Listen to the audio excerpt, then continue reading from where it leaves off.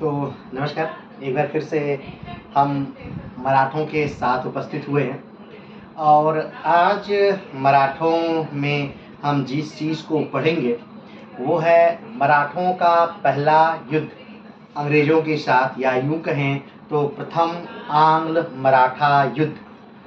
प्रथम माने कि पहला, आंग्ल यानी अंग्रेज़ों से यानी अंग्रेज, मराठा यानी मराठे, और युद्ध माने आप जानते हैं युद्ध। तो यानी अंग्रेजों से होने वाला मराठों का पहला युद्ध जो था उसी को प्रथम आंग्ल मराठा युद्ध के नाम से जानते हैं। तो सबसे पहली बात जो आती है कि आखिर ये पहला प्रथम आंग्ल मराठा युद्ध क्यों हुआ, इस प्रथम आंग्ल मराठा युद्ध के होने के कारण क्या थे। दूसरी बात कि क्या ऐसी ज़रूरत आ पड़ी कि अंग्रेज़ों ने मराठों के आंतरिक मामलों में हस्तक्षेप किया। तीसरी बात कि क्या ऐसा कारण था कि बेहतरीन लड़ाके मराठे कई जगहों पर, बड़ी बड़ी जगहों पर अंग्रेज़ों से हारने लगे। क्या ऐसा कारण था जिससे उस समय के वर्तमान बंगाल के गवर्नर जनरल वारेन हेस्टिंग ने सूरत की संधि को मानने से इनकार कर दिया। क्या ऐसा कारण था कि वारेन हेस्टिंग ने पुरंदर की संधि करवाई। क्या ऐसा कारण था कि पुरंदर की संधि होने के बाद फिर भी मराठों ने अंग्रेजों ने मराठों से युद्ध किया। तो इस पूरी रूपरेखा को हम समझेंगे। ध्यान दीजिए, तो अगर ध्यान से हम बात करें तो प्रथम आंग्ल मराठा युद्ध अभी शुरू नहीं हुआ है। जैसे कि आप देखे होंगे जनरली कि कोई युद्ध होता है और उसके बाद कोई संधि आती है, लेकिन यहाँ पर एक संधि पहले हो रही है और उसके बाद एक युद्ध निकल करके आ रहा है। वो जो संधि हो रही है वो सूरत की संधि थी और उसके बाद प्रारंभ होता है प्रथम आंग्ल मराठा युद्ध। और उसके बाद दूसरी जो संधि है वो सूरत की संधि को खत्म करके बंगाल के गवर्नर जनरल द्वारा पुरंदर की संधि की जाती है। तो अब सोचिए, 75 में एक संधि हो रही है, प्रथम आंग्ल मराठा युद्ध स्टार्ट हो रहा है और फिर इस संधि को खत्म कर दिया जा रहा है और फिर पुरंदर की संधि 76 में हो रही है। और फिर ऐसा क्या कारण था कि फिर पुरंदर की संधि को भी खत्म करके फिर अंग्रेजों ने मराठों पर आखिर आक्रमण कर दिया। आखिर ऐसा क्या कारण रहा। संधियों पर संधियां होती चली गईं और युद्ध, आंग्ल मराठा युद्ध जो था वो चलता रहा। आखिर इसका क्या कारण रहा। तो इस सारी बातों को आज हम इस वीडियो के माध्यम से जानने का प्रयास करेंगे। लेकिन सबसे पहली बात कि प्रथम आंग्ल मराठा युद्ध की भूमिका कैसे बन गई। क्या कारण ऐसा रहा कि प्रथम आंग्ल मराठा युद्ध जो था वो प्रारंभ हो गया। ऐसा क्या कारण रहा, क्यों लड़ाई लड़नी पड़ी मराठों को अंग्रेजों से, जबकि मराठों का अंग्रेजों से कोई लेना देना था ही नहीं। फिर क्यों लड़ाई लड़नी पड़ी। तो आइए इस प्रथम आंग्ल मराठा युद्ध को पृष्ठभूमि से जानने का प्रयास करते हैं। तो चलिए शुरू करते हैं। प्रथम आंग्ल मराठा युद्ध को जानने से पहले हमें इसको जानना है, मराठा वंशावली या पेशवा वंशावली। तो आइए पेशवा वंशावली को हम जानते हैं। ठीक है, तो आइए देखते हैं। तो जैसा कि आप जानते हैं कि जो मराठे हैं, जो मराठों का उदय, तो आप जानते हैं कि जो मराठा शब्द है इसका जो प्रारंभ होता है वो मराठा से निकला है। मराठा शब्द महरठा से निकला है, जिसका अर्थ होता है मृत्यु के बाद हटने वाला। और जो मराठे हैं वो कहीं न कहीं राजस्थान के उदयपुर वाले क्षेत्र के हैं। 6वीं से 7वीं शताब्दी के मध्य जब राजपूतों का उदय होता है, उसी समय कुछ लोग आकर के इस पश्चिमी तटों पर बस जाते हैं और वहीं से मराठों का क्या होता है तो जन्म होता है। मराठों का जो क्षेत्र है उसे मराठवाड़ा कहते हैं। तो मराठों में सबसे पहले अगर देखा जाए तो जिन्होंने एक राष्ट्र की कल्पना की वो छत्रपति शिवाजी महाराज थे। और छत्रपति शिवाजी महाराज ने अपने समय के सबसे बड़े ताकतवर साम्राज्यों मुगल साम्राज्य से द्वंद्व किया, युद्ध किए और अपना एक स्वतंत्र अस्तित्व बनाया। एक वो समय था 1674 का, जब शिवाजी महाराज ने अपना राज्याभिषेक करवाया। तो 1674 में शिवाजी ने अपना राज्याभिषेक करवाया, लेकिन ज़्यादा समय तक शिवाजी जीवित नहीं रह सके और 1680 में ही शिवाजी की मृत्यु हो जाती है। शिवाजी की मृत्यु के बाद शिवाजी के 2 पुत्र हैं जो उत्तराधिकार हो सकते हैं। एक है राजा राम, दूसरे हैं संभाजी महाराज। राजा राम जो हैं वो छोटे पुत्र हैं और शिवाजी की मृत्यु के समय उनकी उम्र मात्र 10 वर्ष की है। तो राजा राम राजा नहीं बनते हैं, बल्कि संभाजी महाराज राजा बनते हैं। संभाजी महाराज 1681 में राजा बनते हैं, क्योंकि उत्तराधिकार का युद्ध चल रहा था और उस उत्तराधिकार के युद्ध को जीतने में इनको लगभग कुछ महीने का समय लग गया। इसलिए 1680 में नहीं बल्कि 1681 में राजा बनते हैं। 1681 में जब ये राजा बनते हैं तो ये औरंगजेब के जो पुत्र होते हैं, वैसे तो बहुत सा इसका पिछला सारा वीडियो हम अपलोड कर चुके हैं और इसके बारे में विस्तार से हम बातें कर चुके हैं सबके बारे में। आज हम बस कड़ी को जोड़ रहे हैं, इसलिए बस हम तेजी से आगे बढ़ते चलेंगे। तो संभाजी महाराज जो हैं, ये जो औरंगजेब के बेटे हैं, जो बहादुर शाह प्रथम के नाम से गद्दी पर बैठेंगे औरंगजेब की मृत्यु के बाद, यानी 1707 में, उनको ये शरण देते हैं और इससे औरंगजेब नाराज है और संभाजी की हत्या करवा देता है और 1689 में संभाजी की हत्या हो जाती है। आगे बढ़ते हैं तो संभाजी की हत्या के बाद जो संभाजी के भाई हैं राजा राम, वो गद्दी पर बैठते हैं। समय है 1689।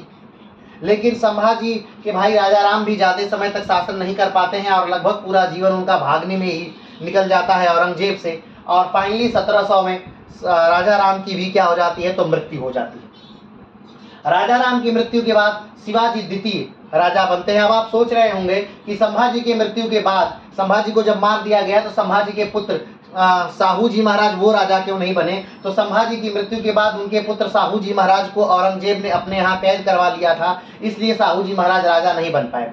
लेकिन जब राजा राम मरते हैं और राजा राम के पुत्र जब शिवाजी द्वितीय गद्दी पर मात्र 4 वर्ष का, जिनका पुत्र है शिवाजी द्वितीय, ये मात्र 4 वर्ष के हैं, ये राजा बनते हैं और इनकी संरक्षिका के तौर पे इनकी माता होती हैं। तो 1700 से लेकर 1707 तक ये शासन करते हैं। शिवाजी द्वितीय जो हैं वो 1700 से लेकर 1707 तक शासन करते हैं। क्यों? क्योंकि 1707 में जो है औरंगजेब की मृत्यु हो जाती है और औरंगजेब की मृत्यु के बाद औरंगजेब का जो पुत्र है बहादुर शाह, वो गद्दी पर बैठता है और वो मराठों को कंट्रोल करने की जगह वो बहुत अच्छी नीति चलता है कि जो मराठे मेरे यहाँ हैं, यानी जो बंदी हैं साहू जी महाराज, अगर साहू जी महाराज को हम छोड़ दें तो वो जाकर महाराष्ट्र में अपने पिता के राज्य की मांग करेंगे और ताराबाई से इनका युद्ध होगा। ताराबाई कौन है? तो शिवाजी की द्वितीय की संरक्षिका है, उनकी माँ है। ठीक होता भी वही है। साहू जी महाराज को 1707 में छोड़ दिया जाता है। औरंगजेब की मृत्यु के बाद जब उनका पुत्र राजा बनता है तो साहू जी महाराज को छोड़ देता है। साहू जी महाराज जाते हैं और शिवाजी द्वितीय से यानी ताराबाई से उनका युद्ध होता है। उस युद्ध में साहू जी महाराज जीत जाते हैं और 1708 में साहू जी महाराज राजा बन जाते हैं। लेकिन साहू जी महाराज का उस समय कोई भी उत्तराधिकारी नहीं है। अब ध्यान दीजिए, यहाँ पर मराठा साम्राज्य लगभग क्या हो जाता है, समाप्त होने ही वाला है। उस समय साहू जी महाराज को राजा बनाने में जो बहुत ज़्यादा योगदान देते हैं वो है बालाजी विश्वनाथ। ध्यान रखिएगा, यहाँ पर साहू जी महाराज पर मराठा वंशावली समाप्त होती है, यानी मराठा राजा जो हैं वो समाप्त हो जाते हैं। लेकिन आप ध्यान देंगे जो पेशवा वंशावली है वो यहाँ से प्रारंभ होती है, क्योंकि इसके बाद जो साहू जी महाराज जो पेशवा बनाते हैं वो बालाजी विश्वनाथ है। बालाजी विश्वनाथ को 1713 में पेशवा बनाया जाता है और बालाजी विश्वनाथ बहुत अच्छे से मराठा साम्राज्य को आगे बढ़ाने का कार्य करते हैं और 1720 तक ये मराठा साम्राज्य के पेशवा रहते हैं। वैसे ही अपने खानदान के जो हैं वो पहले पेशवा हैं और मराठा साम्राज्य के जो हैं वो 6वें पेशवा हैं।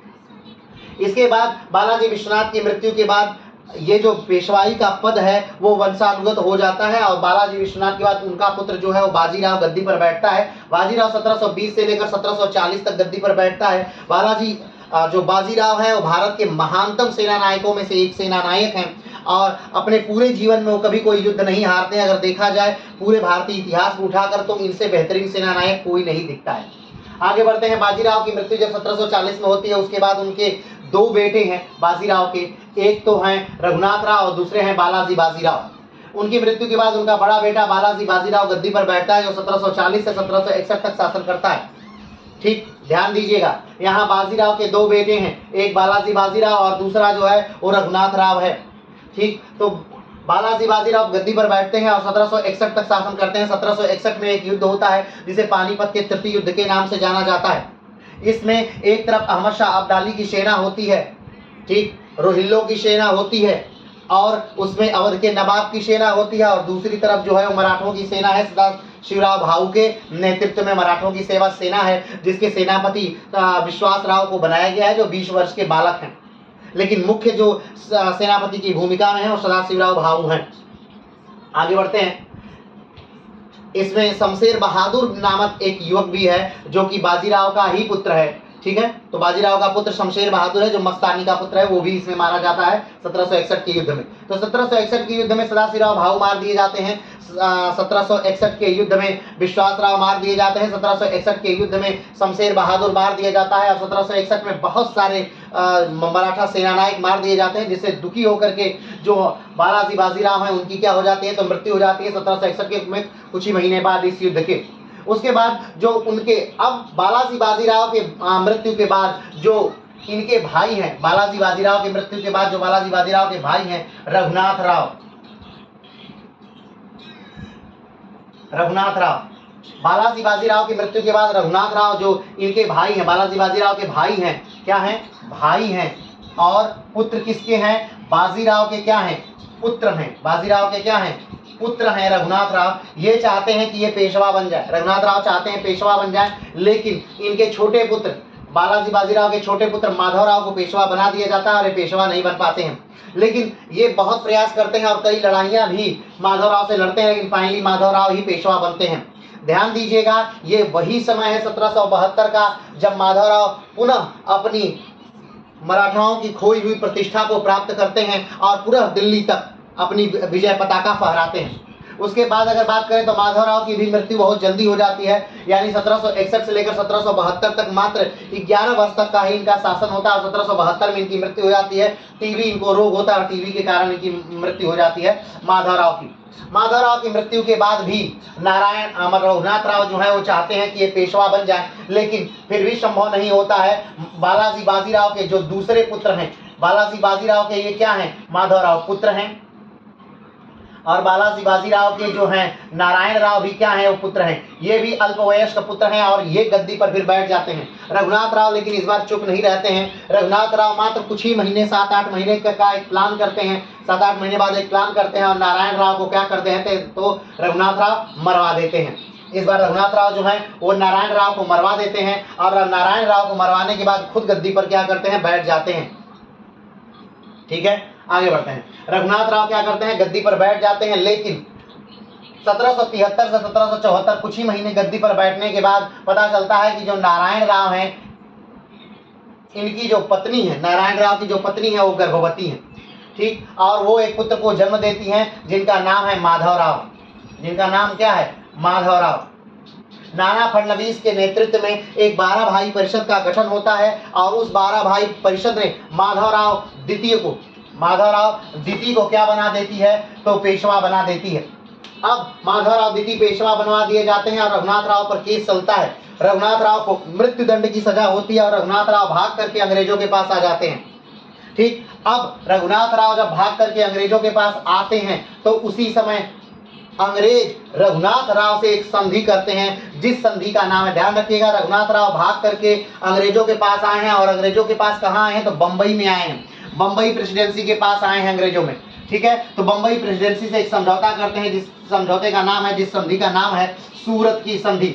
ध्यान रखिएगा क्या नाम है, सूरत की संधि। ये समय कौन सा है, तो ये समय है 1775 का।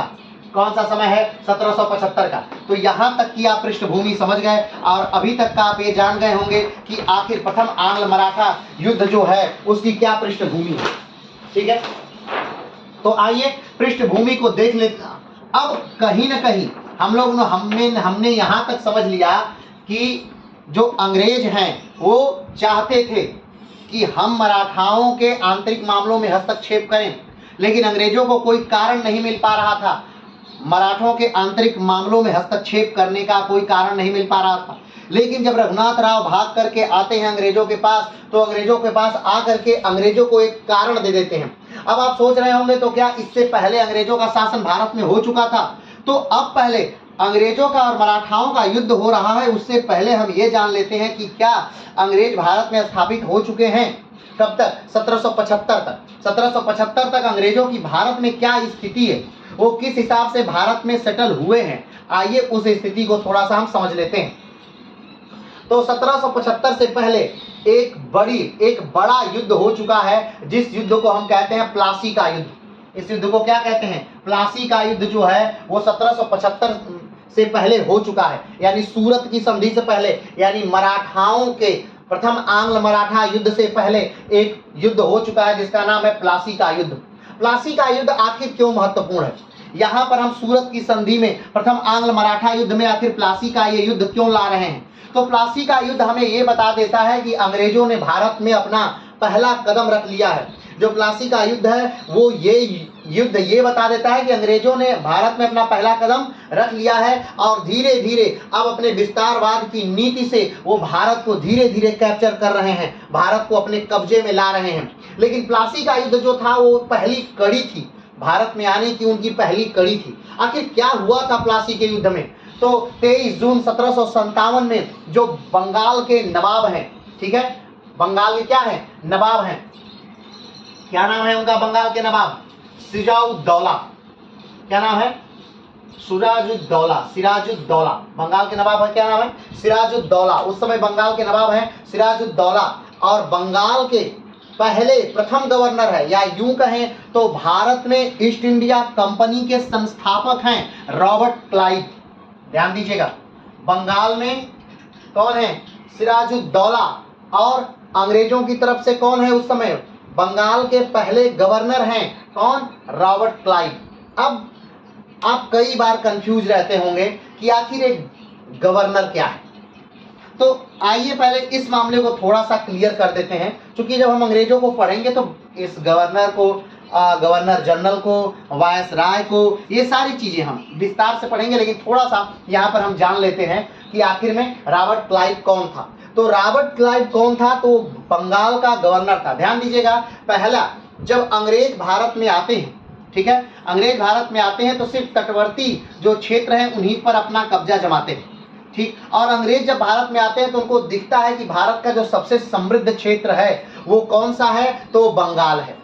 वो कौन सा है? बंगाल है। भारत का सबसे अमीर क्षेत्र बंगाल है। अगर देखा जाए तो जनसंख्या की दृष्टि से कई यूरोपीय कंट्रियों से ज्यादा जनसंख्या उस समय बंगाल में थी। हम उस समय की बात कर रहे हैं तुलना की दृष्टि से, तो बंगाल की जनसंख्या उस समय कई यूरोपीय कंट्रियों से अधिक थी बंगाल की जनसंख्या। अगर हम अमीरी की बात करें तो लंदन जैसे शहर या पेरिस जैसे शहर से बंगाल के मुर्शिदाबाद शहर कहीं ज्यादा अमीर थे। या यूं बात करें कि अगर प्रति व्यक्ति आय की बात करें तो प्रति व्यक्ति आय के मामले में भी बंगाल यूरोप के कई शहरों से बहुत ज्यादा अमीर था। अगर हम बात करें कि सबसे ज्यादा उस समय अमीर लोग कहाँ रहते थे विश्व में, तो वो भी बात करें तो वो भी बंगाल में ही रह रहे थे, क्योंकि बंगाल भारत का ही नहीं वो विश्व का सबसे ज्यादा उस समय उपजाऊ क्षेत्र था, ठीक। तो उस समय बंगाल एक काफी अमीर प्रांत है, बहुत अमीर प्रांत है, इसलिए उस बंगाल पर सबकी नजरें गड़ी हुई थी, ठीक। आप जानते हैं कि बंगाल कोई स्वतंत्र राज्य नहीं रहा। बंगाल का स्वतंत्र होने का कारण था औरंगजेब की मृत्यु या मुगलों का धीरे धीरे पतन। प्रभु शेर ने आखिरी बार 1717 में बंगाल का आखिरी सूबेदार नियुक्त किया था, या आखिरी नवाब नियुक्त किया था। उसके बाद बंगाल में सूबेदार नवाब नियुक्त नहीं हुए। उसके बाद बंगाल स्वतंत्रता की दौर में बढ़ता चला गया। ठीक, तो आइए उस बंगाल को जानने के लिए, तो सबसे पहले जब बंगाल में कब्जा हुआ था तो बंगाल को ही सिर्फ अंग्रेजों को गवर्न करना था, अंग्रेजों को बंगाल को ही चलाना था। इसलिए बंगाल में को गवर्न करने के लिए जिस व्यक्ति की पहली नियुक्ति हुई थी वो थे रॉबर्ट क्लाइव। तो उसे बंगाल का गवर्नर कहा जाता था। तो बंगाल के गवर्नर कौन थे? तो रॉबर्ट क्लाइव थे, ये बंगाल के गवर्नर थे। ठीक, किसके गवर्नर थे? बंगाल के गवर्नर थे। बाद में ये पद क्या कर दिया गया? बढ़ा दिया गया। बाद में पद क्या किया गया? बढ़ा दिया गया। तो बंगाल के गवर्नर के जगह पर इसे कर दिया गया बंगाल का गवर्नर जनरल। बंगाल का क्या कर दिया गया? Governor general. ये बात किस सनों की बात है? हम धीरे धीरे जब अंग्रेजों का इतिहास पढ़ेंगे तो उसमें हम इसे पढ़ेंगे, लेकिन बस हम यहाँ समझने के लिए इसे देख रहे हैं। तो बाद में रॉबर्ट क्लाइव क्या है? बंगाल के पहले गवर्नर हैं। बंगाल के पहले गवर्नर रॉबर्ट क्लाइव हैं, क्योंकि सिर्फ बंगाल को गवर्न करना था, बंगाल को चलाना था। तो बंगाल में या भारत में ईस्ट इंडिया कंपनी के संस्थापक हैं रॉबर्ट क्लाइव। अगला, बंगाल का गवर्नर जनरल, इसी पद को थोड़ा और बढ़ा दिया गया। तो क्या कर दिया गया? बंगाल का गवर्नर जनरल। वो कौन हो? वो पहले थे वारेन हेस्टिंग। कौन है वारेन हेस्टिंग? जो 1775 में प्रथम आंग्ल मराठा युद्ध के समय जो बंगाल के गवर्नर जनरल है, ध्यान रखिएगा, बंगाल के गवर्नर जनरल है, ठीक, वो है वारेन हेस्टिंग। लगभग 10 साल लंबा कार्यकाल है वारेन हेस्टिंग का, और काफी योग्य व्यक्ति है वारेन हेस्टिंग। अंग्रेजों के नजरिए से देखेंगे तो, भारतीयों के नजरिए से उनके योग्यता या अयोग्य होने का क्या भारतीयों को फायदा, क्योंकि उनका उद्देश्य था भारत को गुलाम बनाना। तो अगर देखा जाए वारेन हेस्टिंग का, तो वारेन हेस्टिंग ने अंग्रेजों के लिए बहुत सारे कार्य किए। जैसे में रेगुलेटिंग एक्ट वारेन हेस्टिंग के समय में पास हुआ। जैसे में पिट्स इंडिया एक्ट जो था वो वारेन हेस्टिंग के समय में पास हुआ। जैसे में रोहिल्ला युद्ध जो था, रोहिल्लों को हटाने का जो युद्ध था, रोहिल्लों पे को कब्जा करने का, ठीक है, वो भी वारेन हेस्टिंग के समय में हुआ। प्रथम आंग्ल मराठा युद्ध भी वारेन हेस्टिंग के समय में हुआ। और द्वितीय आंग्ल मैसूर युद्ध भी, यानी टीपू सुल्तान से जो युद्ध हुआ था, द्वितीय आंग्ल मैसूर युद्ध, वो भी वारेन हेस्टिंग के समय में ही हुआ। तो वारेन हेस्टिंग ने काफी ज्यादा बेहतरीन लड़ाइयां लड़ी अपने गवर्नर के कार्यकाल के अंतर्गत। तो वारेन हेस्टिंग एक योग्य व्यक्ति है अंग्रेजों के नजरिए से।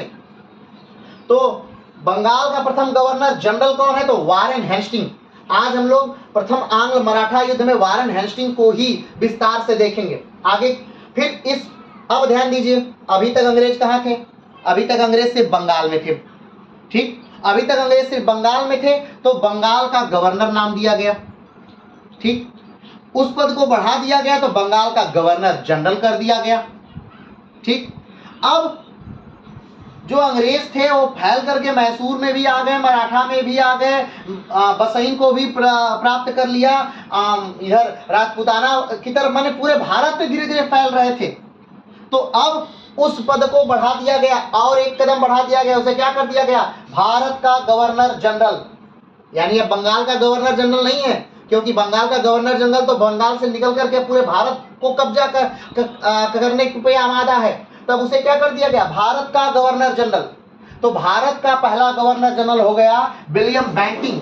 भारत का पहला गवर्नर जनरल कौन है? लॉर्ड विलियम बैंटिंग भारत के प्रथम गवर्नर जनरल हैं, ठीक। लेकिन क्या हुआ कि 1757 का जो युद्ध हुआ, यानी जो क्रांति हुई, उस क्रांति के बाद British east India company Bharat से हमेशा हमेशा के लिए समाप्त हो गई। यानी भारतीय आजाद हो गए, किससे? ब्रिटिश ईस्ट इंडिया कंपनी से। लेकिन भारतीय ब्रिटिश ईस्ट इंडिया कंपनी से आजाद हुए थे, अंग्रेजों से नहीं। तो अब इस पद का नाम बदल दिया गया, क्यों? क्योंकि अब हम डायरेक्ट महारानी के नियंत्रण में थे, हम वहां की संसद पार्लियामेंट के डायरेक्ट नियंत्रण में थे। तो इस पद का, यानी जो गवर्नर जनरल, भारत का गवर्नर जनरल पद था, इसका नाम बदल दिया गया, चेंज कर दिया गया, और उसका नाम कर दिया गया भारत वायसराय। क्या कर दिया गया? वायसराय। तो भारत के पहले वायसराय जो थे वो थे लॉर्ड कैनिंग। कौन है? लॉर्ड कैनिंग, ठीक है। फिर से देख लीजिए, समझ लीजिए, भारत का पहला गवर्नर, बंगाल का पहला गवर्नर, सिर्फ बंगाल में शासन करना था, तो बंगाल का पहला गवर्नर कौन है? क्लाइव, इसी पद को थोड़ा सा बढ़ा दिया गया तो क्या नाम दे दिया गया, बंगाल का गवर्नर जनरल। तो बंगाल का गवर्नर जनरल कौन है, वारेन हेस्टिंग। अब जो बंगाल का ये व्यक्ति है, इसका कब्जा, इसका क्षेत्र भारत के और इलाकों में बढ़ गया, बंगाल से बाहर हो गया, तब इसे कर दिया गया भारत का गवर्नर जनरल। भारत का गवर्नर जनरल विलियम बेंटिंग। अब जब 1857 के युद्ध में भारतीयों ने ब्रिटिश ईस्ट इंडिया कंपनी से आज़ादी पा ली, ब्रिटिश ईस्ट इंडिया कंपनी का रूल भारत से हट गया और हम डायरेक्ट ब्रिटेन की महारानी के अंडर में आ गए, तब इस पद का नाम बदल दिया गया और कर दिया गया वायसराय। तो भारत का पहला वायसराय लॉर्ड कैनिंग। ठीक, तो ये चीजें थी। अभी हम उसको छोड़ दीजिए, यहां पर आइए। तो प्लासी का युद्ध आखिर क्यों जरूरी था? प्लासी का युद्ध जरूरी है क्योंकि जो अंग्रेजों का पहला कदम भारत में पड़ता है वो इसी युद्ध से पड़ता है। और इस समय अंग्रेजों की नींव डालने वाला व्यक्ति जो है वो कौन है, रॉबर्ट क्लाइव, जो बंगाल का पहला गवर्नर है, वो शासन में है और उसने युद्ध किया सिराजुद्दौला से, जो बंगाल के नवाब हैं। लेकिन ये युद्ध नहीं था, ये एक तरह की धोखेबाजी थी, क्योंकि जो सिराजुद्दौला का वजीर था मीर जाफर, इसने गद्दारी कर दी। इसने क्या कर दी, गद्दारी कर दी और युद्ध हुआ ही नहीं। 500 लोग लगभग मारे गए थे सिराजुद्दौला के पक्ष के, लेकिन ये युद्ध नहीं था, ये सिर्फ कत्लेआम हुआ था, क्योंकि मीर जाफर उनके वजीर ने गद्दारी करके रॉबर्ट क्लाइव के पक्ष में आ गया। तो इस युद्ध से, प्लासी के युद्ध से जो था वो अंग्रेजों का भारत में प्रवेश हुआ। तो हम बस ये बता रहे हैं कि भी अंग्रेज कितने शक्तिशाली हैं। प्रथम आंग्ल मराठा युद्ध के समय अंग्रेज कितने शक्तिशाली हैं, यानी अंग्रेजों ने भारत में अपनी पैठ, जब भारत में अपना पहला कदम रख लिया। दूसरा, इस युद्ध से पहले, किस युद्ध से पहले, प्रथम आंग्ल मराठा युद्ध से पहले प्लासी का युद्ध हो चुका है और दूसरा बक्सर का युद्ध हो चुका है। अब आप कहेंगे कि ये बक्सर का युद्ध क्या है, तो बक्सर का युद्ध जो है वो भारत की 3 बड़ी शक्तियां मिलकर के एक अंग्रेजों से लड़ती हैं और ये तीनों बड़ी शक्तियां हार जाती हैं। उस समय हेक्टर मुनरो हैं। कौन है, हेक्टर मुनरो। हेक्टर मुनरो के नेतृत्व में युद्ध होता है बक्सर का युद्ध। तो हेक्टर मुनरो क्या करते हैं, हेक्टर मुनरो जीत जाते हैं। इन तीनों भारत की बड़ी शक्तियों के खिलाफ हेक्टर मुनरो जीत जाते हैं, उनकी संयुक्त सेना को बक्सर में हरा देते हैं। कौन कौन लोग एक साथ लड़ रहे हैं, तो ध्यान दीजिएगा, अवध के नवाब सिराजुद्दौला, बंगाल के नवाब मीर कासिम और दिल्ली के बादशाह शाह आलम। ये तीनों लोग मिलकर के अंग्रेजों के खिलाफ एक संयुक्त मोर्चा बनाते हैं और अंग्रेजों से युद्ध लड़ते हैं बक्सर में। ये युद्ध हो रहा है 1764 में। ध्यान रखिएगा 1764 का समय क्यों ध्यान देने वाली बात है। 1757 का जो समय है वो पानीपत के तृतीय युद्ध से पहले का समय है, ठीक।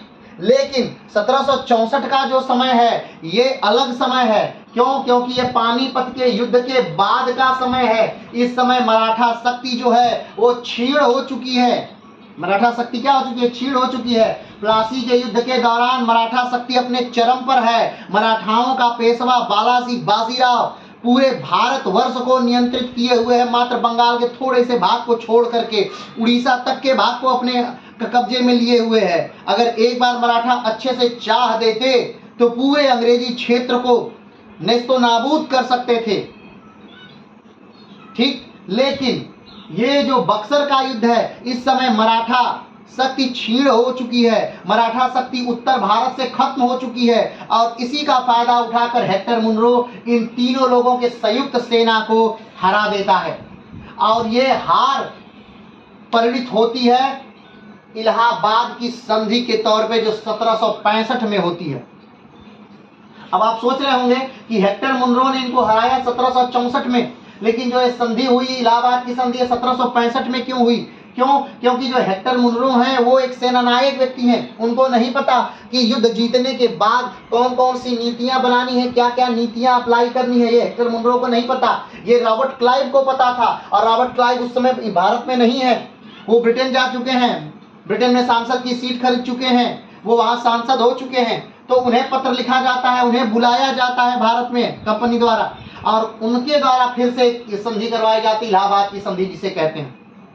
अब इस समय दिल्ली का यानी मुगल बादशाह कौन है? तो शाह आलम है। कौन है? शाह आलम है। मुगल बादशाह कौन है? शाह आलम। और शाह आलम हार जाते हैं बक्सर का युद्ध। शाह आलम हार जाते हैं, मीर कासिम हार जाते हैं, सिराजुद्दौला हार जाते हैं। तीनों की संयुक्त सेनाएं मिलकर बक्सर के युद्ध में हेक्टर मुनरो से हार जाती हैं। 1765 की बहुत बेकार सी संधि होती है जिसे इलाहाबाद की संधि के तौर पे जाना जाता है। शाह आलम को एक तरह से कैद कर दिया जाता है। 1764 से 1771 तक कैद में रहे शाह आलम, किसके? अंग्रेजों के। उसके बाद 1771 में दिल्ली पर, अब देखिए ध्यान रखिएगा, 1771 में दिल्ली पर फिर से मराठों ने आक्रमण कर दिया। आप बताइए 1771 में किसका दौर है मराठों में? तो पेशवा माधवराव का समय है। याद करिएगा, पेशवा माधवराव इस समय अपने चरम पर हैं। अब पेशवा माधवराव के संरक्षण में ही महादजी शिंदे जो हैं आक्रमण करते हैं दिल्ली पर और पुनः बादशाह बना देते हैं। किसको? तो शाह आलम को पुनः बादशाह बना देते हैं। 1771 का समय है ये। शाह आलम फिर से क्या हो गए? बादशाह हो गए दिल्ली के। क्लियर है? अब ध्यान दीजिए, फिर से याद करिए गुलाम कादिर को, हमने काफी लंबा पढ़ाया था गुलाम कादिर को। तो गुलाम कादिर 1788 में आक्रमण कर रहा है और जो शाह आलम है इनकी आंखें निकाल दे रहा है, बहुत सारा दिल्ली पे अत्याचार हो रहा है और ये सब देख करके पुनः मराठे जो है दिल्ली पर आक्रमण कर रहे हैं। शाह आलम को फिर से एक अंधे शाह आदमी को फिर से राजा बनाया जा रहा है 1788 में। लेकिन अब याद करिए 1788 का जो दौर है, ठीक है, 1788 का ये जो दौर है, इस समय क्या हो रहा है? इस समय फिर से अब मुगलिया सल्तनत जो है, अरे मुगलिया सल्तनत मराठे जो हैं वो हास की तरफ हैं, क्योंकि माधवराव की क्या हो चुकी है? मृत्यु हो चुकी है। माधवराव की क्या हो चुकी है? मृत्यु हो चुकी है। ठीक, तो आगे बढ़ते हैं। फिर से 1703 में अंग्रेजों ने शाह आलम को क्या कर दिया? हटा दिया गद्दी से और दिल्ली पर क्या कर लिया? अंग्रेजों ने कब्जा कर लिया और 1806 में शाह आलम द्वितीय की क्या हो जाती है? मृत्यु हो जाती है। तो ध्यान दीजिएगा, बक्सर का युद्ध हो चुका है, प्लासी का युद्ध हो चुका है। प्लासी के युद्ध से अंग्रेजों ने भारत में अपने पांव को जमाया और बक्सर के युद्ध ने यह बता दिया कि अब अंग्रेज हमेशा हमेशा के लिए यहां पर भारत पर शासन करेंगे, क्योंकि भारत की 3 महत्वपूर्ण शक्तियां बक्सर के युद्ध में हार जाती हैं। प्लासी के युद्ध के बाद यह नहीं था कि अंग्रेज यहां राज्य करेंगे, क्योंकि हो सकता है कोई अगला आक्रमण हो जाए, कोई बड़ा आक्रमण हो जाए और अंग्रेजों को हटा दिया जाए। लेकिन बक्सर के युद्ध ने अवध को जीत लिया अंग्रेजों ने। देख लीजिए, एक बार थोड़ा सा ध्यान से देखिए, यहां पे देखिए, ये जो है ये वाला एरिया, ये बताता है प्लासी के युद्ध को जीतने की कहानी की। ये भाग अंग्रेजों ने जीत लिया है प्लासी के युद्ध में। ठीक, लेकिन जो बक्सर का युद्ध है उसने क्या बता दिया कि हमने क्या जीत लिया? बक्सर के युद्ध ने इतना बता दिया कि हमने इतना जीत लिया लगभग, या ये इतना जीत लिया, ये वाला भाग। तो बक्सर के युद्ध से भारत में अपने पूरी तरह से पांव को जमा लिया। किसने? अंग्रेजों ने बक्सर के युद्ध में पूरी तरह से पांव को जमा लिया है। अब जो अंग्रेजी ताकत है वो क्या है? स्ट्रांग है। अंग्रेजी ताकत क्या है? वो स्ट्रांग है। तो आइए, अब जब हम इस पूरे रूपरेखा को समझ चुके हैं, तब हम अब प्रथम आंग्ल मराठा युद्ध को समझ सकते हैं। तो क्या हुआ है? रघुनाथ राव को पेशवा नहीं बनने दिया गया और माधवराव द्वितीय जो मात्र 40 दिन का बच्चा था उसको नाना फडणवीस ने गद्दी पर बैठा दिया, या यूं कहें तो 12 भाई परिषद ने उस 40 दिन के बच्चे माधवराव द्वितीय को गद्दी पर बैठा दिया और पूरी शासन व्यवस्था नाना फडणवीस ने अपने हाथों में ले ली।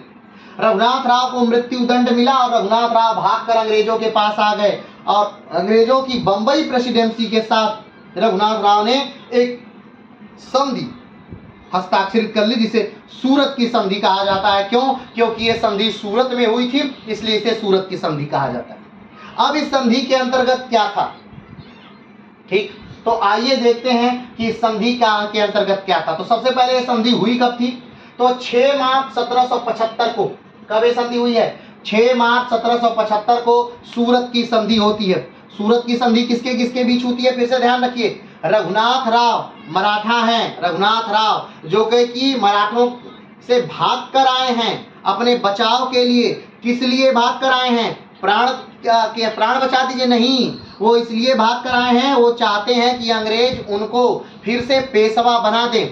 तो अगर अंग्रेज माधव और रघुनाथ राव को पेशवा बनाते हैं तो इसमें अंग्रेजों का क्या फायदा? तो अंग्रेजों का फायदा ये है कि जो सालसेट है, क्या चीज? सालसेट, वो दे दिया जाएगा। किसको? सालसेट किसको दे दिया जाएगा? तो अंग्रेजों को दे दिया जाएगा सालसेट। सालसेट किसको दे दिया जाएगा? अंग्रेजों को। कौन दे देगा? रघुनाथ राव सालसेट जो है अंग्रेजों को दे देंगे। अब आप कहेंगे सालसेट क्या है? आइए हम समझेंगे सालसेट क्या है, आगे बढ़ते हैं। तो 6 मार्च 1775 को सूरत की संधि होती है। किसके किसके बीच? रघुनाथ राव और बॉम्बे प्रेसिडेंसी अंग्रेजों की बीच। ध्यान रखिएगा, फिर से हम कह रहे हैं बॉम्बे प्रेसिडेंसी अंग्रेजों के बीच। इसमें बंगाल प्रेसिडेंसी का कोई रोल नहीं है, बॉम्बे प्रेसिडेंसी का रोल है। ठीक है, आगे बढ़ते हैं। सूरत की संधि 6 मार्च 1775, अंग्रेज, बॉम्बे प्रेसिडेंसी प्लस रघुनाथ राव मराठा। अब रघुनाथ राव कौन है? तो बाजीराव के पुत्र हैं। कौन है? बाजीराव के पुत्र हैं। कौन? रघुनाथ राव। आगे बढ़ते हैं। तो सबसे पहले तो बात करें कि जो प्रथम आंग्ल मराठा युद्ध है कब से कब तक चला? तो 1775 से 1782 तक चला। लेकिन एक्चुअल जो युद्ध था वो 1777 से चला था। कब से चला था? 1777 से एक्चुअल लड़ाई हुई थी। अब क्यों और कैसे, उस बात को भी हम यहाँ समझेंगे। तो आइए पहली लाइन को देखते हैं। पहली बात कि सूरत की संधि किसके किसके बीच हुई? तो रघुनाथ राव मराठा और दूसरा बॉम्बे प्रेसिडेंसी अंग्रेज के बीच ये संधि हुई। क्या संधि में हुई? तो राजगद्दी का दावा करने के लिए ब्रिटिश ईस्ट इंडिया कंपनी से समर्थन प्राप्त करने हेतु रघुनाथ राव ने सूरत की संधि पर हस्ताक्षर किया। संधि के अनुसार रघुनाथ राव को अंग्रेजों से 2500 सैनिक मिलने थे, जिनका खर्च स्वयं रघुनाथ राव उठाएंगे। संधि की पहली शर्त थी कि अंग्रेज रघुनाथ राव को 2500 सैनिक देंगे। ठीक, कितने सैनिक देंगे? 2500 सैनिक देंगे। किस लिए ये सैनिक देंगे? ताकि वो सैनिक जा करके पुणे को जीत लें, मराठों को हरा दें, माधवराव द्वितीय को पेशवा पद से हटा करके रघुनाथ राव को पेशवा बना दे, इसलिए। अब बात आती है, तो जो लोग जाएंगे लड़ेंगे, 2500 सैनिक जाएंगे लड़ेंगे, उसका खर्चा कौन उठाएगा? तो उसका खर्चा रघुनाथ राव उठाएंगे। उसके खाने का, पीने का, उनकी तनख्वाह का पूरा खर्चा कौन उठाएगा? रघुनाथ राव उठाएंगे। तो संधि की पहली शर्त क्या थी कि जो कंपनी है ब्रिटिश ईस्ट इंडिया कंपनी, ये रघुनाथ राव को 2500 सेना देगी, जिसका पूरा खर्चा रघुनाथ राव स्वयं उठाएंगे। अगला, बदले में उन्होंने बेसिन और सालसेट को सौंपने और सूरत और भड़ौच के राजस्व में हिस्सा देने का साथ साथ 6 लाख रुपए जमा करने का वादा किया। दूसरी बात क्या थी? तो दूसरी बात थी कि बेसिन और सालसेट जो है, बेसिन और सालसेट क्षेत्र है कहाँ का? मुंबई। आज जो मुंबई बसा हुआ है, आप देखे होंगे, जो मुंबई है वो क्या था? द्वीप है। ध्यान से आप अगर जूम करके चीजों को देखेंगे तो जो मुंबई है वो क्या है? द्वीप है। तो जो मुंबई द्वीप बसा है वो कहाँ बसा है? सालसेट पर। मुंबई जो है वो कहाँ है? तो सालसेट एक द्वीप है, और उसी सालसेट द्वीप पर ठाणे और मुंबई, उसी सालसेट द्वीप के दक्षिण में, सालसेट द्वीप के दक्षिण में मुंबई और ठाणे क्या है? बसा हुआ है। और आज मुंबई और ठाणे, मुंबई शहर आज कितना महत्वपूर्ण है ये आप समझ सकते हैं। तो हमने क्या कहा, जो सालसेट द्वीप है उसी पर वो आज मुंबई पूरी तरह से, सालसेट द्वीप पर मुंबई आज बसी हुई है, उसकी पूरी आबादी मुंबई ठाणे उसी पर बसा हुआ है। तो वो जो सालसेट है, सालसेट द्वीप जो है वो दे दिया जाएगा किसको? अंग्रेजों को। ठीक, संधि की पहली शर्त, सूरत की संधि कब हुई? तो सूरत की संधि हुई 6 मार्च 1775 रघुनाथ राव और बम्बई प्रेसिडेंसी के बीच। पहली बात क्या तय की गई? पहली बात यह कि रघुनाथ राव को पेशवा बनाया जाएगा। दूसरी बात ये कि रघुनाथ राव को 2500 सैनिक दिए जाएंगे। 2500 सैनिक का जो खर्चा है वो रघुनाथ राव खुद उठाएंगे, और 2500 सैनिकों को की तनख्वाह जो है वो खुद रघुनाथ राव ही देंगे। अगला कि बैसिन और सालसेट जो द्वीप है वो अगर रघुनाथ राव जीतते हैं तो वो किसके पास आ जाएगा, वो अंग्रेजों के पास रहेगा। और भड़ौच जो स्थान है, ध्यान दिए होंगे, भड़ौच जो बंदरगाह है, भड़ौच और सूरत और भड़ौच। भड़ौच किस लिए प्रसिद्ध है, कमेंट बॉक्स में बताइएगा, कई बार बताए हैं, ठीक है।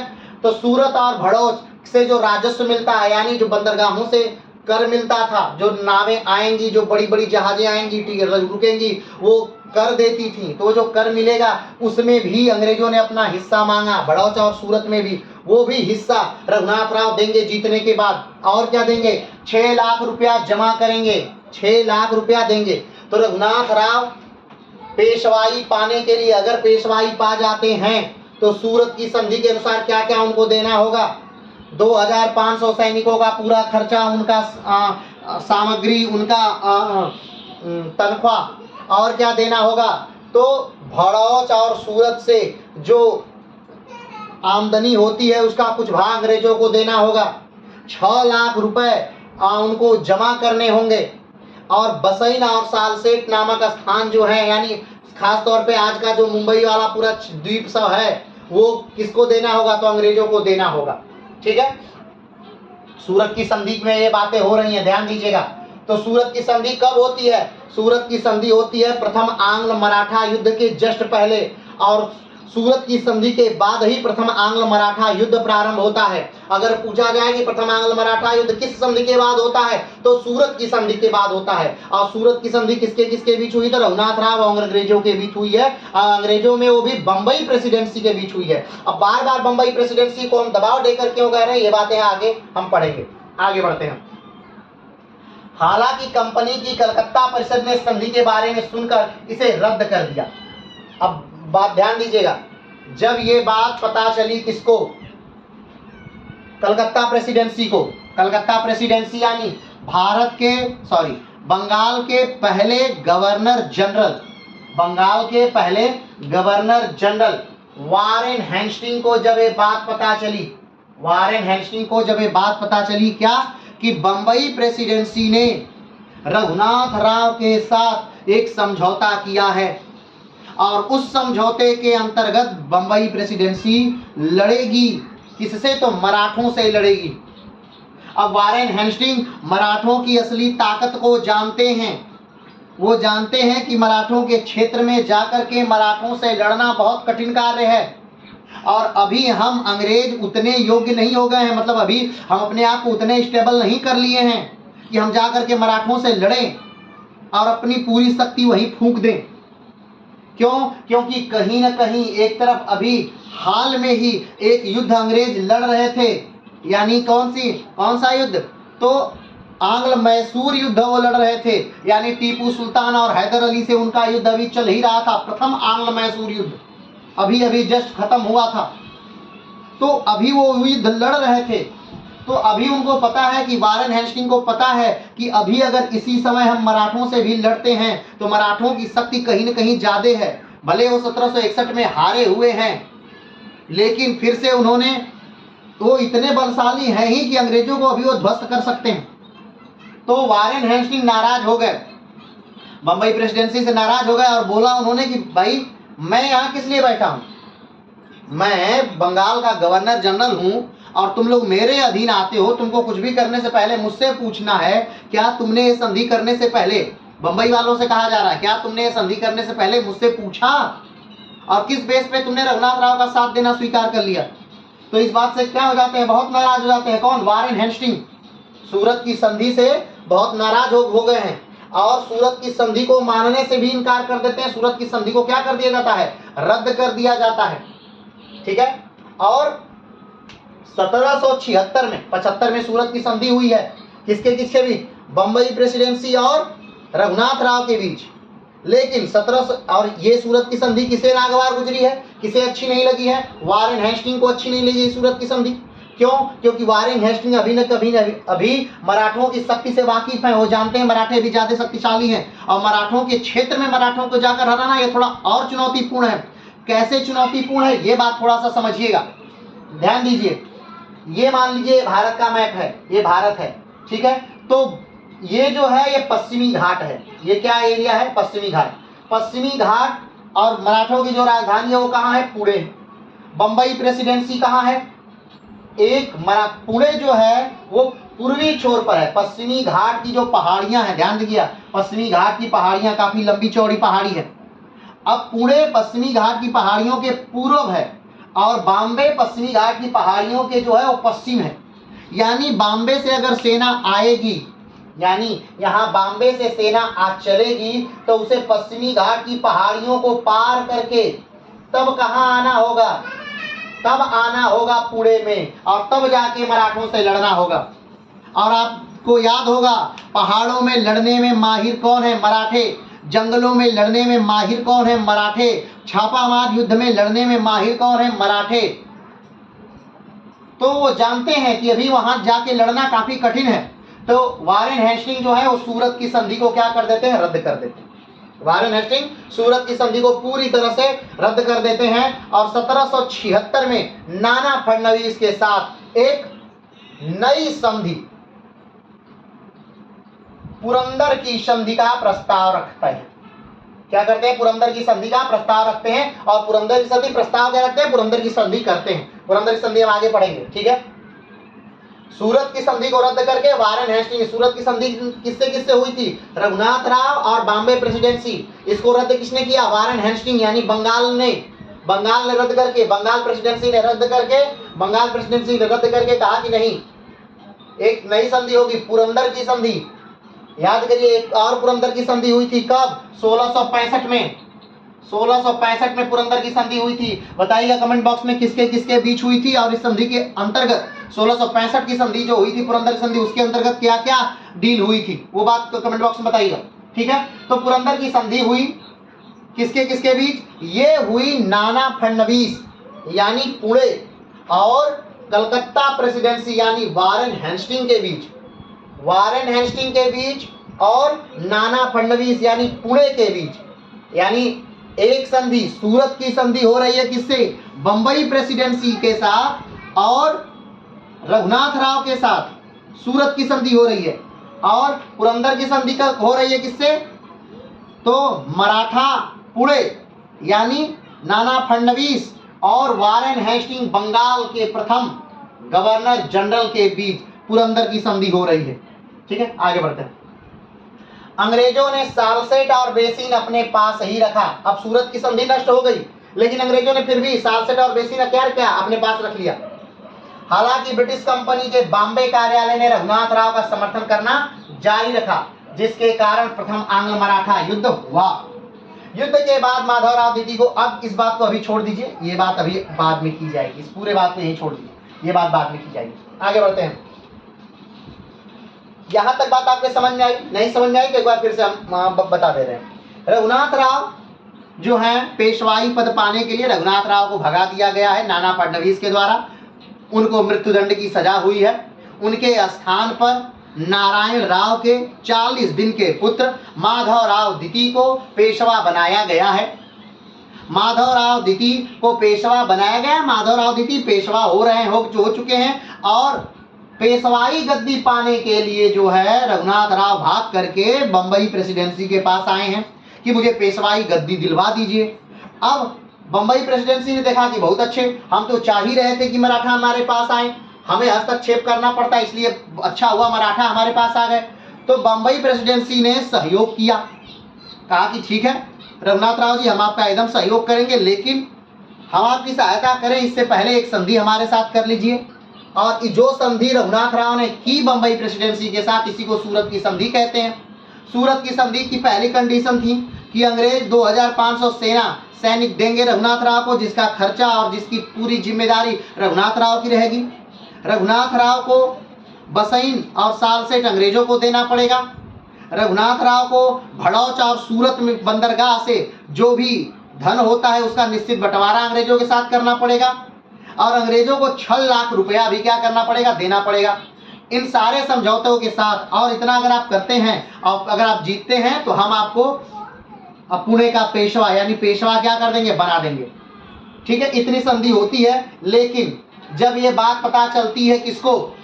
कलकत्ता प्रेसिडेंसी में, वारेन हेस्टिंग को, जो भारत के जो बंगाल के पहले गवर्नर जनरल हैं वारेन हेस्टिंग, जिनका कार्यकाल 1773 से लेकर 1785 तक है, बंगाल के पहले गवर्नर जनरल वारेन हेस्टिंग का जब वो बात पता चलती है कि सूरत की संधि कर ली है बंगाल कलकत्ता बम्बई प्रेसिडेंसी ने, तब वे बहुत नाराज होते हैं और सूरत की संधि को रद्द कर देते हैं।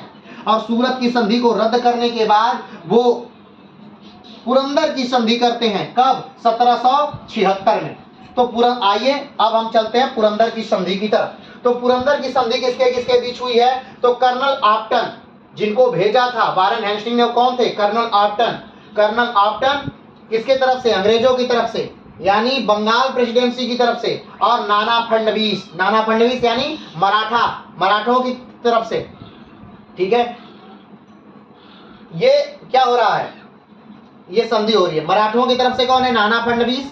और अंग्रेजों की तरफ से कौन है? कर्नल ऑप्टन, यानी कलकत्ता प्रेसिडेंसी। अब पुरंदर की संधि में क्या निर्धारित हो रहा है, आइए इस बात को जान लेते हैं। पुरंदर की संधि में पहली बात निर्धारित हो रही है, यह संधि तब हुई थी जब गवर्नर जनरल वारेन हेस्टिंग को पता चला कि मुंबई प्रेसिडेंसी के साथ रघुनाथ राव ने सूरत की संधि की है। पुरंदर की संधि कब हुई? पुरंदर की संधि होने का कारण क्या था? पुरंदर की संधि होने का बस एकमात्र कारण था कि रघुनाथ राव के साथ बंबई प्रेसिडेंसी ने समझौता कर लिया था, सूरत की संधि कर ली थी, इसलिए पुरंदर की संधि हुई थी। पहला कारण। दूसरा कारण, सूरत की संधि को खत्म करने के लिए यह संधि की गई। पहला कारण, क्यों हुई यह संधि? तो सूरत की संधि हुई थी, इसलिए पुरंदर की संधि की गई। सूरत की संधि को खत्म करने के लिए पुरंदर की संधि की गई।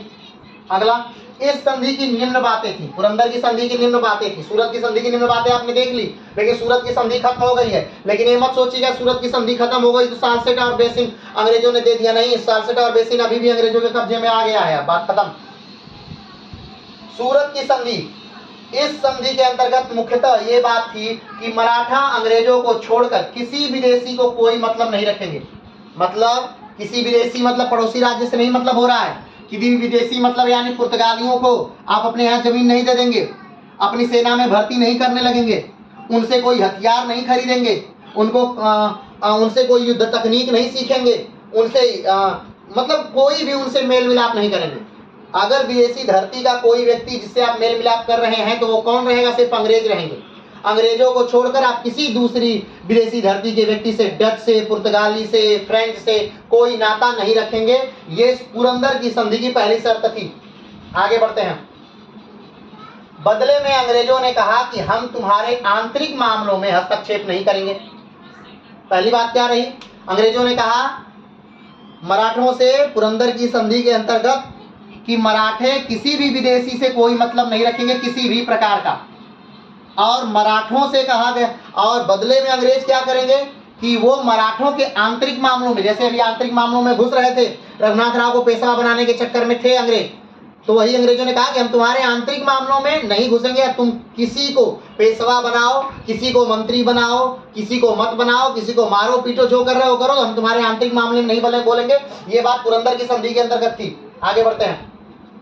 अंग्रेज और मराठे अपने अपने स्थान पर शांति बनाए रखेंगे, यानी अभी तक जो, अब आप सोचेंगे कि कौन सी शांति? तो अभी तक जो युद्ध हुआ है, 1775 से युद्ध हो रहा था ना, तो कुछ तो युद्ध हुआ होगा, कुछ तो भाग कोई जीता होगा।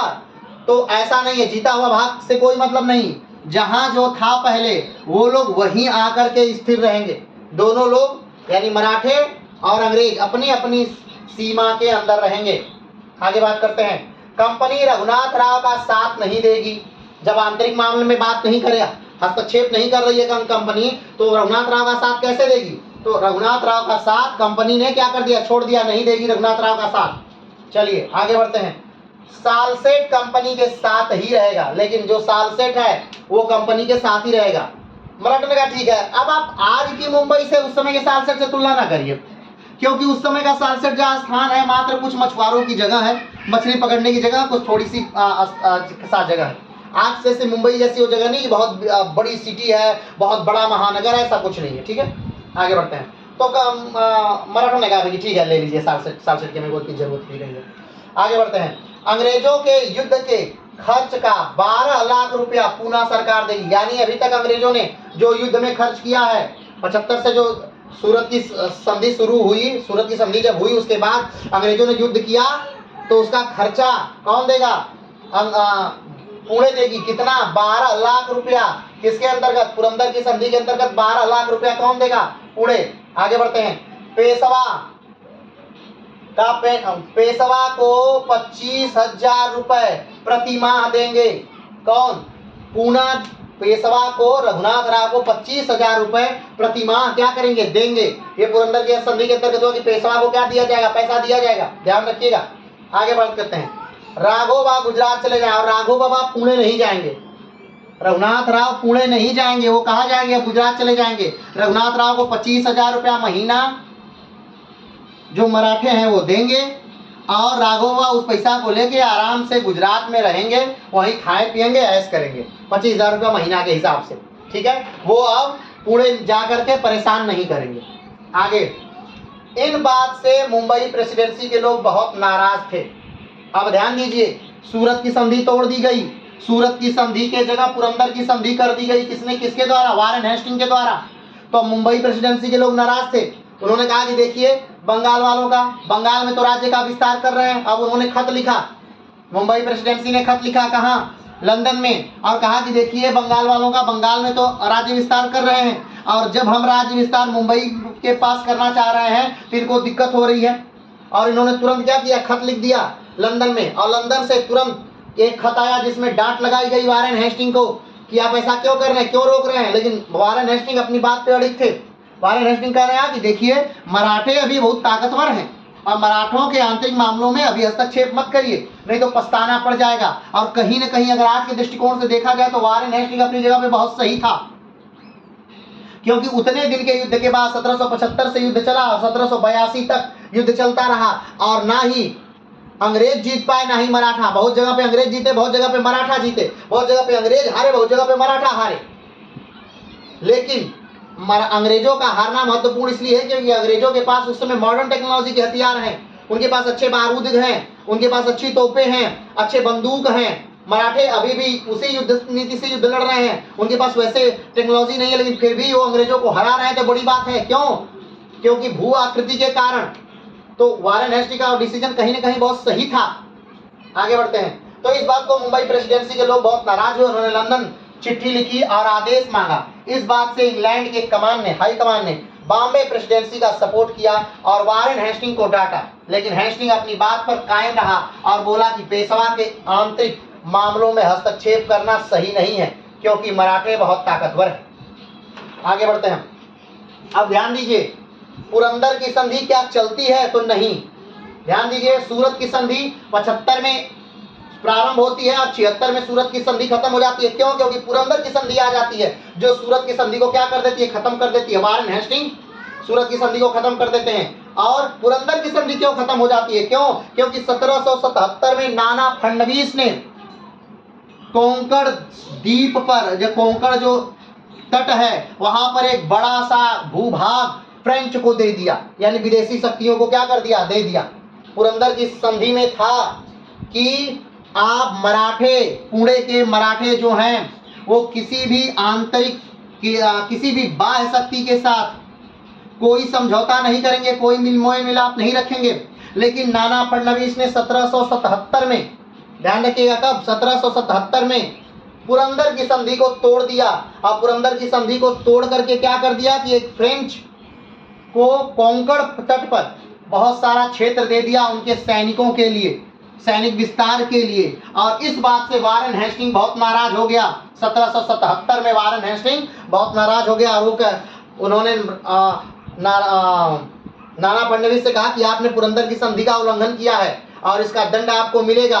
और उसने बॉम्बे प्रेसिडेंसी को खुली छूट दे दी कि जाओ करो राघव दादा की मदद, जो कर सकते हो करो। और रघुनाथ राव की मदद के लिए फिर बॉम्बे प्रेसिडेंसी निकल पड़ा और अब शुरू होता है, यानी एक्चुअल युद्ध। हमने कहा ना एक्चुअल युद्ध 1777 से शुरू हुआ, तो प्रथम आंग्ल मराठा युद्ध का जो एक्चुअल युद्ध था वो 1777 से कैसे शुरू हुआ, तो आप जानते हैं कि पुरंदर की संधि टूट गई 1777 में और नाना फडणवीस ने कोंकण तट पर एक बड़ा भूभाग फ्रेंचों को दे दिया।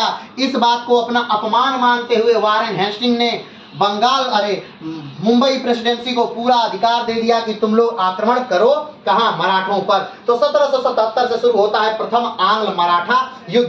तो आज बस इतना था क्या कि कैसे शुरू हो रहा है प्रथम आंग्ल मराठा युद्ध, कैसे शुरू हो रहा है, ये पूरी पृष्ठभूमि थी और शुरू होने का अब एकदम प्रारंभ हो चुका है आंग्ल मराठा युद्ध। अब क्या होता है, कैसे होता है, कौन कौन सी संधि अभी होगी और किस संधि से अंत होगा, कौन जीतेगा कौन हारेगा, इन सारी बातों के लिए नेक्स्ट वीडियो देखना ना भूलिए। आज के लिए इतना ही। नमस्कार, धन्यवाद, जय हिंद।